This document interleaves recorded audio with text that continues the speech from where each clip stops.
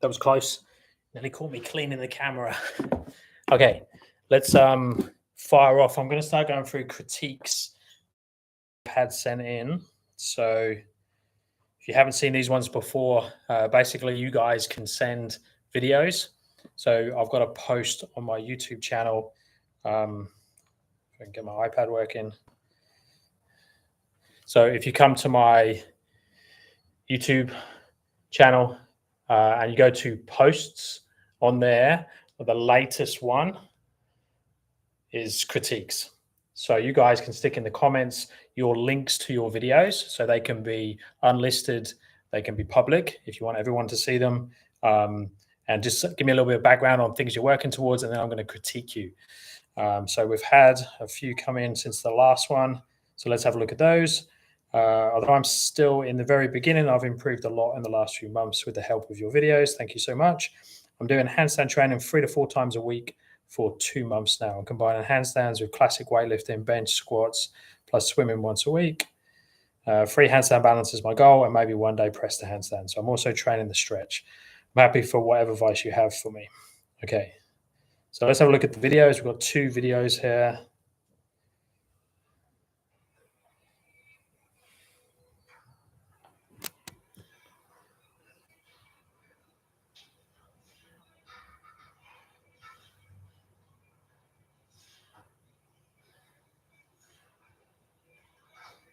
Okay, so looking at flexibility. So obviously coming down into like a standing straddle position.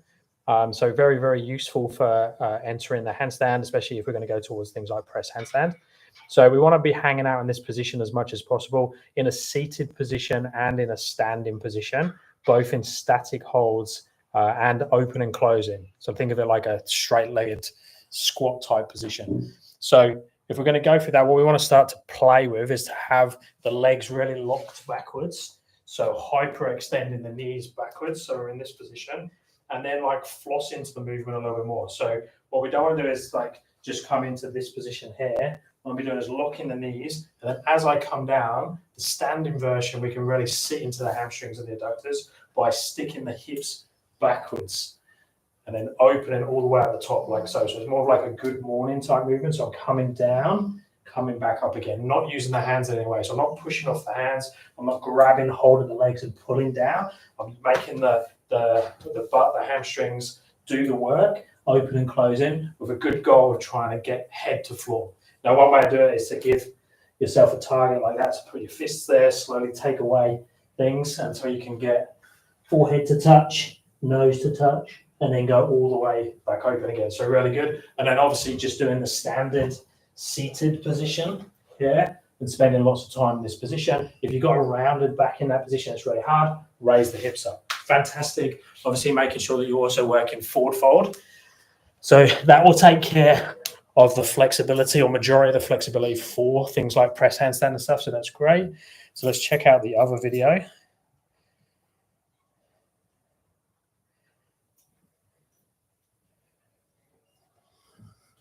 Okay, so we've got then kicking up to the wall. Let's watch this a couple of times. Yeah, nice. So good shoulder position, good focal position. You're not kicking off the wall in any way. You're not pushing off of it. You're pulling away, which is good. So watch the kick up again. Shoulders, focal point, hips kicking on top, which is really nice. Good tall position.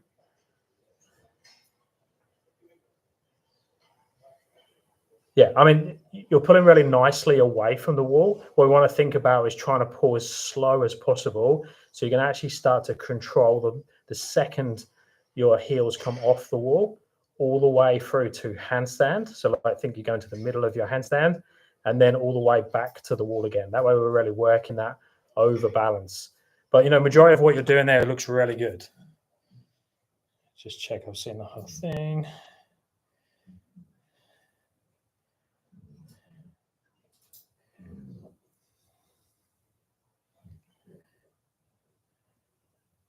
Yeah. So everything you're doing there is really good. You just need to make sure that you're then going to that next level. So initially it's learning to pull from the wall. So using the fingers, reaching up tall, making sure there's a connection between the hands and the feet as you come from the wall. So kicking up into that position, pushing through the fingers until your heels come off. So that would be level 1. So you can do that really nicely already. You can pull from the wall. So at the moment, there's like this movement happening. So we're going side like that direction. We actually want to lift up to our handstand, hold, and then come back again. If we think our handstand is here, and that's where we start on the wall, we want to control this position. So from the wall all the way to the handstand, everything in between. And that's where we want to really start to think about elevating, getting on top of our base, and then slowly going back, but maybe not touching the wall, and then see if you can come back to the handstand again. So I'm drifting around between the handstand and the wall without losing height. I want to make sure that I'm keeping my height all the time, so I'm pushing up. If you start to collapse in that position, you'll start to sink down. But from what I can see, everything you're doing looks good. So it's just more and more practice, making sure that as soon as you can, work in the chest to wall handstand as well. So you're working those toe pull type movements to work the under balance. But that looks really good. So fantastic work. Okay, master pull. I practice wall facing handstand push-ups in my spare time. And today I decided to try wall facing handstand toe touch taps. This is the third approach. I didn't warm up for this one. Judge strictly. Okay, let's drudge away.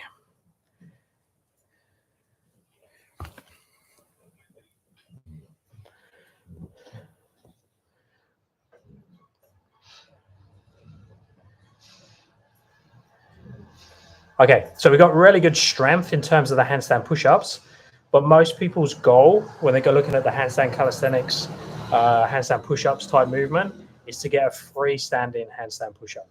So what you're doing there is really good from a strength point of view, but not really good from a balance point of view. So we want to try and turn that more into the freestanding version and get it to carry over. And in some ways, it makes things easier. In other ways, it makes it harder because we add that balance aspect, which is way harder from a learning point of view, from a skill point of view. But if we start to use the overbalance and underbalance, then it actually becomes easier. But there's a little bit of time there before that starts to happen. So let me just check the other video. I actually can't remember which one I pressed on. No, that was the one I just pressed on. Let's try that again.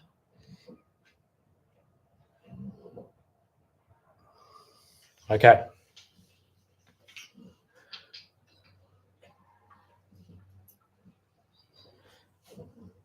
So we've got wrist prep.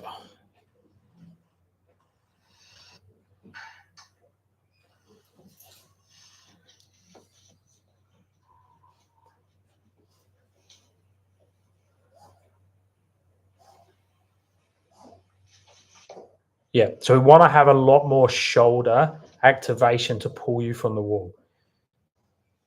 So at the moment, the whole line from the hands to the feet is leaning forwards. What we want to think about is the shoulders taking you slowly away from the wall and keeping that slight underbalanced position. That one's much better. But we want to try and isolate the shoulders a little bit more by maybe externally rotating the hands and locking the arms out a little bit more. So it won't take you long because you've got good strength there and good confidence in that position.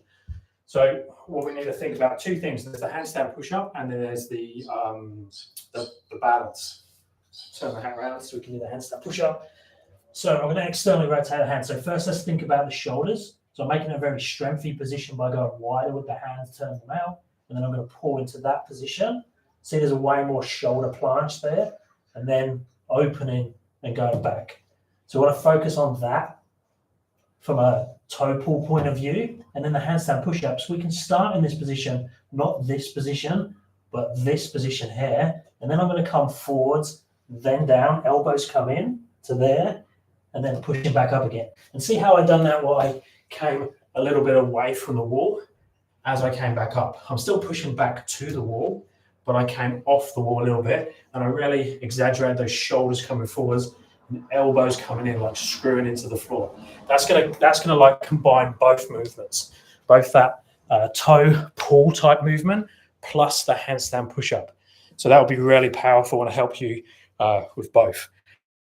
And then if you can use the strength that you already have, combine that with some good balance, you'll be in a really good place. And I'd actually do things like back to wall, crow to handstand. You'll easily have the strength to do crow to handstand, so explore those. And then that will start to play with the back to wall variations as well. And having some sort of crow to handstand is really powerful to carry over to all sorts of handstand push-ups. Okay, we got one more. It would be sweet if I could get my first muscle up. Okay, we got muscle up one. I don't believe I've seen anyone else do muscle up submissions. Purple band I used was medium. Okay. So muscle up one. So this is always interesting to see if we can see where the gaps are in a muscle up. So obviously for a muscle up, we need to have strong dips, which is what you've got there. You go nice and deep. So the only thing from a dip point of view, so what we want to think about at the bottom of your dip for a muscle up is you want to have the rings quite close to your body. So you'll see people doing more advanced type muscle ups and dips and things where they turn the rings out, they have the rings far away from their body out to the side. That's a much harder variation of a muscle up. If you can keep the rings very, very close to your body all the time, you actually find that much easier to get your first muscle up. So what I'd recommend you do on the dip is have the palms in against your side all the time. And then when you get to the bottom of the dip, to be actually looking down more. So having your chest facing down. So at the bottom of the dip, we want the chest facing down. And then at the top of the chin up, we want the chest facing up. So then you tend to snake around the rings more. So think up in the air, top of the chin up, looking down on the dips, you're actually leaning forwards more into it, and that will help you start the transition then. Okay, and then we've got banded muscle up. See the same thing again with the rings out to the side. So you've got good strength through there and you can pull through that area, but you're sort of using the band to help you fill the gap where the rings are coming away from you. So we want to work that but have it very, very close to the body. So what I'd actually work is some really slow controlled eccentrics, trying to keep the rings as close to your body as you can. See, same again there. See how far the rings are going out to the side? So that's probably why you're not getting over in your muscle up. So I'd actually try bringing the straps together. Where is it? I can't get this a mirror image there. I'd actually bring the straps in a little bit more so it makes the rings narrower. And then I'd play with transitions and eccentrics, keeping the rings so they're touching your body all the time. Unfortunately, I don't have my rings set up there in the back of my car at the moment. I didn't think even think ahead that we was getting a muscle up question. What have I got? I've got one ring here, an old one. So what we want to think about is when I come, if I'm on this position here, so like this, I'm going to come to this position. So my chest is facing up in the air and the rings are that close together. So I'm actually hitting my chest in that position. And then as I come through, I want to be constantly pushing down on the ring. And then I come through like this. So the ring is still super close to my body. And then I come into that bottom of the dip. There's the leaning forward in that dip. Then I push out. So for the eccentric, I start in that top support position. No gap here, making sure this is closed off. Tight dip position again. Rings very close together. And they might even touch nearly on the way down. So I'm in this position, constantly pushing down on them till I get to this position. You're out here when you do it, which is way harder to do a muscle up there. This is much easier, both from a strength point of view and a mobility point of view. A lot of people don't have the mobility to do wide grip positions, especially when you're in a false grip. I definitely don't. I need to go in a narrow position. If I do something like a bar muscle up, I have to go really close because I just don't have the lats and the pec mobility. So, but you're very, very close. I think you've got most of the things ticked off already. You'll just be like slow eccentrics, maybe some yo-yos, that type of thing. Okay, that's all the questions for now, unless we've got any new ones come in. And just double check, just update it. Yeah, I think that's it. Okay, so there'll be a new one of these go up after today's live. If you want to add yours in, add it in. I'm going to continually do those for the next few weeks and see how that goes. I'm just going to upload to YouTube a little bit less and do these instead for the moment, just because I've got a lot of content up already. And the content I am making, I'm focusing straight to get that into my app. Okay, let's have a look through if we've got any questions. How is everyone? Hey. Okay, lower back strengthening exercises. I don't really isolate the low back too much. I would do things, it depends what your goals are. So when you say lower back strengthening exercise, I would try and tie in full body movements for your body. Or for your skills you're going towards. So if your goal is like handstand related, you want to try and work out what your best exercises are to strengthen the lower back that also will help with your handstand position. But most people, don't have the mobility in their thoracic and in their hips. So the low back tends to be the weak link and takes all the stress. So I would be first looking, what's your mobility like around the hip? What's your mobility like around the thoracic spine? Most people are stuck in a rounded upper back position. So if they mobilize their upper back and they mobilize their hips, the stress in their low back can dissipate and just isn't the place where all the energy gets stuck and the body can dissipate better. But like a good one is just thoracic mobility, hip mobility, and then daily hanging will make a massive difference. I'm guessing without assessing, but that's normally a good place to start. Okay, while doing chest to wall handstand, my legs get stuck against the wall. Should I still train it till I get comfortable, or go lower in progression and train for strength more?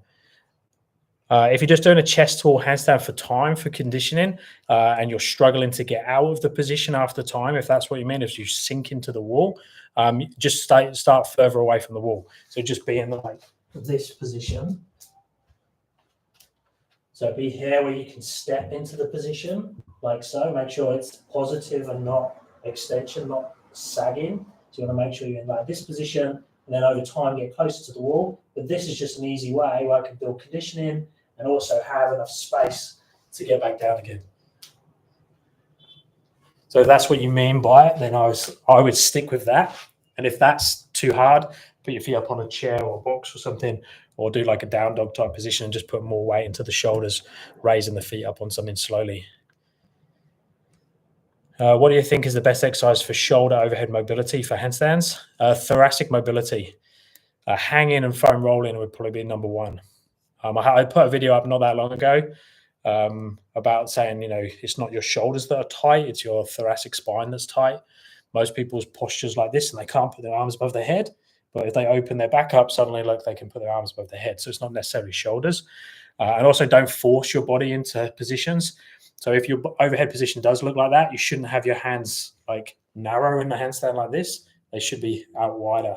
So like that. And then over time, as your mobility increases, then you can start to bring the hands back in. So make sure you're doing the handstand drills that suit your current mobility. What do you think is the best exercise for shoulder? Oh, we've done that one. What do you think best exercise for handstand hold and good position? Good position, like hanging, thoracic mobility, just like I was talking about with the overhead mobility. Chest to wall handstand for time is a really good place just to start. And then kicking up back to wall, making sure that that's nice and comfortable, working a strong base. But I think that's like, I've got lots of beginner exercise, beginner handstand videos. Just jump in on those, have a look at those. There's lots of information there and work out where you are in terms of progressions. Yo, man, what's up? So my wrists really hurt when I do handstands. I do them on carpet and sometimes without carpet, but it hurts my wrists. Sometimes I think my shoulders are weak because of this. Yeah, like you just need to work out if your conditioning is just really poor in terms of body weight strength. If it is, then it's much easier to do things like crow positions, frog holds, push-ups, that type of thing, because you're not fighting with overhead mobility as well. So you're in that position. As soon as you add that aspect and that aspect, then your wrists take a lot of stress. So if you're not conditioned through there, plus you're lacking in mobility in the shoulders, the upper back, and overall full body conditioning, then your wrists might just be taking all that stress. So you might just need to back off the progressions and then slowly increase volume week to week as your body gets used to it again. But it's just really assessing everything. Hanging daily makes a massive difference, sort of opens everything up and will really help.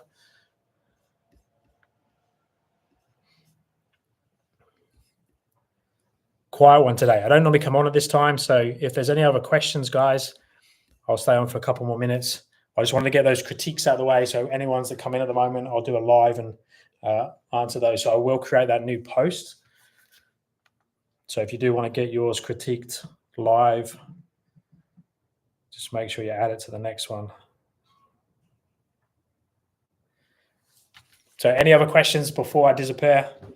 If not, we'll just do a short one today. And what about handstand push-up banana or straight for beginners? A bit of both, because I'll be working things like chest to wall, back to wall, and crow to handstand. So that's going to sort of play with all three of those variations, depending on where you're at. You know, if you're at that level where you can do back to wall and chest to wall handstand push-ups, I'll be adding a crow in there as well, which sort of plays with being in a funky position all the way. So doing this type of movement through, but there's a banana type handstand at the top, coming over towards my overbalance. When I do back to wall, trying to be like this when I come down, so be straighter and just bend the leg to help you. And then chest to wall, trying to be more of a hollow position as you come up and down. So then you get the best of both. But it all depends on what strength range you have already, whether you're working eccentrics, whether you're working pike push-ups, or those type of movements. But it all depends on the individual, what progression of handstand push-ups they're working towards.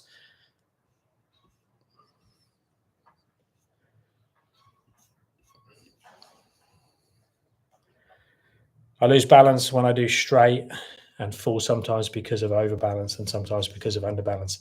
Yeah, so you're probably just trying to make your body too straight at the moment. So I'd recommend that you stay in a little bit more of a banana position and prioritize balance.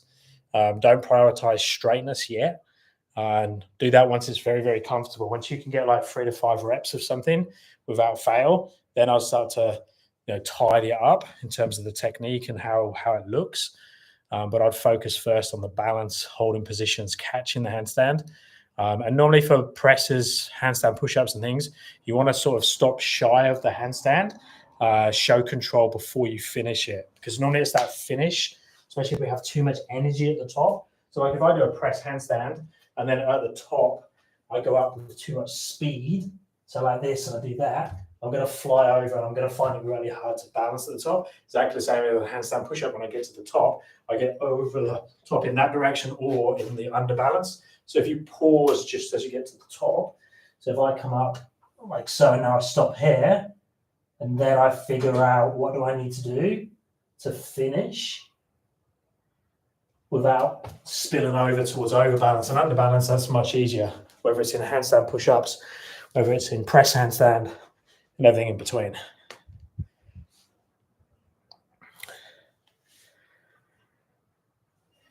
How many days work on core in a week?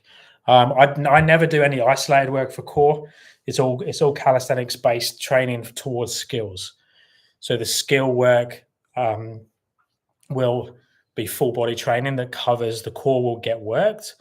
And it always depends on what you call core as well. But basically the connection from the head to the toes. So any of your handstand training, any of your handstand push-up training, any of calisthenics training, because it's just full body, we're not relying on anything to stabilize the body, is going to be working the core in some way. So you'd be doing it every day.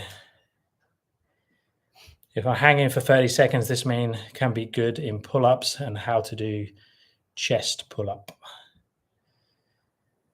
Hang in for 30 seconds. Yeah, I mean, ideally you want to be passive hanging for 60 seconds plus, work up to that. Working up to underhand and overhand, supinated, pronated, grip on the bar, be able to do both with the thumb wrapped around. If you want to get chest to bar pull-ups, if that's what you mean, then you want to just be holding at the top with your chest against the bar in that position. So you want to be, if you can't get your chest to the bar in a chin up or a pull up, then put a box or something down so you can put your toes on the box and just get as much weight as you can. So your chest is against the bar at the top. You can do it on rings as well and just hold there for time. So you get 30 seconds there, 60-second passive hang, and then do whatever progression you're working on towards the chin up and pull up. What about elbows doing handstand push-ups? Yeah, so elbows just want to tuck a bit more into the body. You'll see a lot of people like flare the elbows out when they come up and down. Sort the dog out. It's Rosie Cam.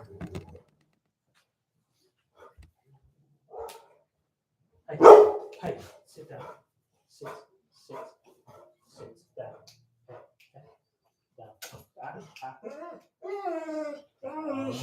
Good girl. She thinks she's a guard dog. There's like a tiny little dog walk past.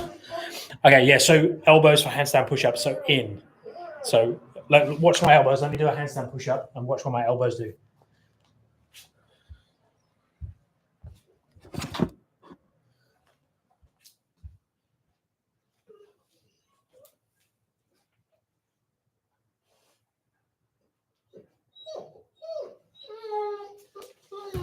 See how they screw in and stay on top of the hands. So what you don't want them to do is flare out and be in this position. You want to be in this position. Like a dip, like a bench press, something like that. Elbows driving in and pushing. You know, like in a barbell bench press, you break the bar. It's exactly the same in a handstand push-up. Screwing in so the elbows stay inwards.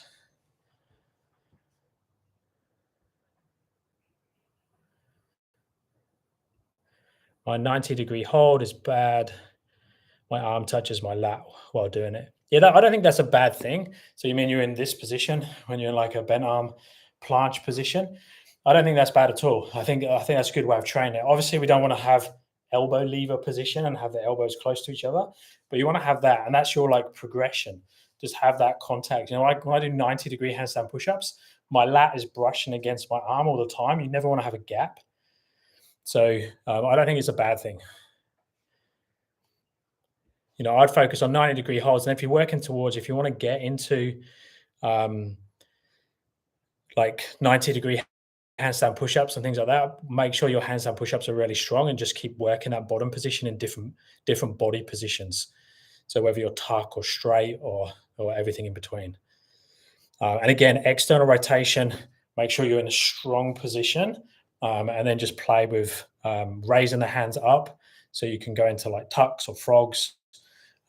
Straddle and then straight position, half lay. You can play with just all different body types in 90-degree. I've got a couple of videos on those. Do my comments register? Can I ask you in a private on Instagram about shoulder clicking? I'm in school right now and can't hear you. Yeah, you can send like comments on Instagram and stuff. I don't always see them just because I get so many in a day and lots of spam. But yeah, you can send me a message on Instagram. In terms of clicking and stuff, because this is live, so you can watch the recording. When you're if you're getting clicking, you just don't want to have pain. So if you get pain, then you want to get it checked, work out why it's clicking. Normally it's lack of space, so you just need to create a bit more space. But like my knees always crack, and they always have since a child. Like they're cracking now. That sounds, I get lots of comments about it on my videos. But I never get pain associated with it, so it's not a problem. But if there's pain, you want to get checked. How to tuck to 90-degree hold to handstand. How to tuck to 90-degree hold to handstand.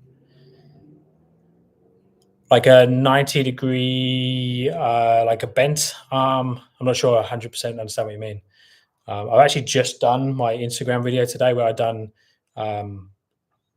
tuck planche press to handstand, but that's not what you're talking about, is it? Are you talking about like a 90-degree?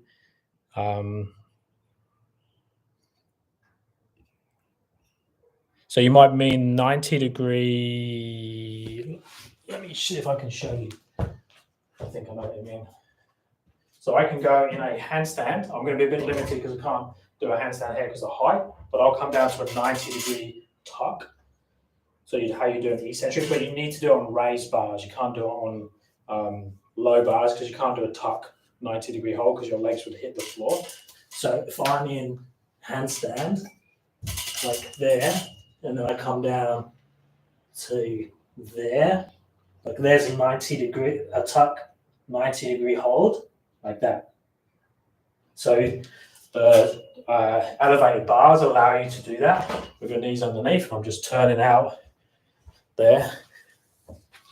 Then you can either separate the holds. If you miss the eccentric and don't hold at the bottom, you can just add that in separately.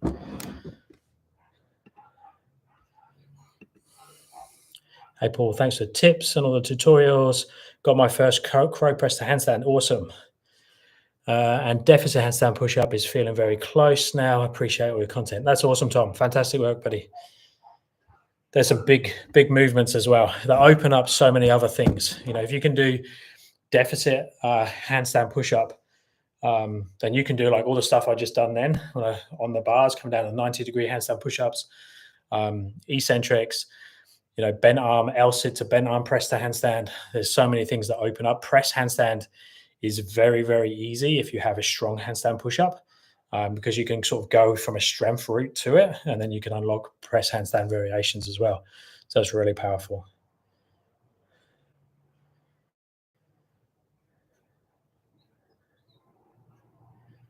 Tuck 90-degree hold. Yeah, I think that's what I demoed there on the bars. Hopefully that makes sense. My shoulder hurts too fast while doing handstand push-up training. Yeah, just watch your progressions and your range of motion and things like that. So a lot of people will drop in certain positions and land in funky positions, don't have the scapular stability, control, range of motion. So make sure you're doing things like skin the cat. You're doing the straight arm work as well. Skin the cat's a really good exercise just to condition all of the shoulders. You forgot my message above. What about elbows doing handstand push-up? No, I've done that one.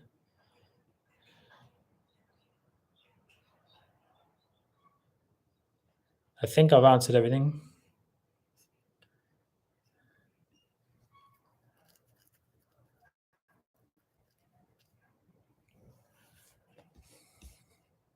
Okay, guys, if we don't have any other questions, I'm going to have to disappear. I've got to go pick the kids up.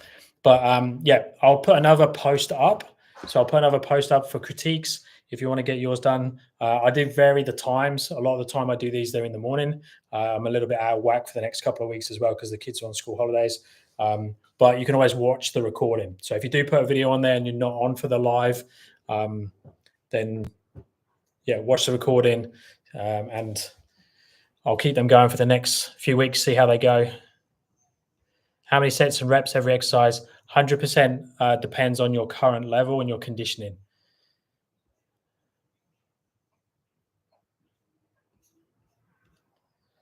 Do you know if pull-ups target serratus anterior muscle? Yeah, pull-ups will affect the serratus. Like all the body weight, upper body training, the serratus will be involved in a lot of the movements. And it will depend also where, like hand position and stuff as well, when you're pulling angles and things. But yeah, it's like like the scapula is involved in so many movements. Okay, I'm going to disappear, guys. I will put that video up. If you are in the UK, I'm coming in August. Over half the tickets are sold now for the workshop. Details are down in the description. If you're interested in coaching, I've got my app, my online coaching. Thumbs up and subscribe will be greatly appreciated if you're not subscribed already. And I'll speak to you guys soon.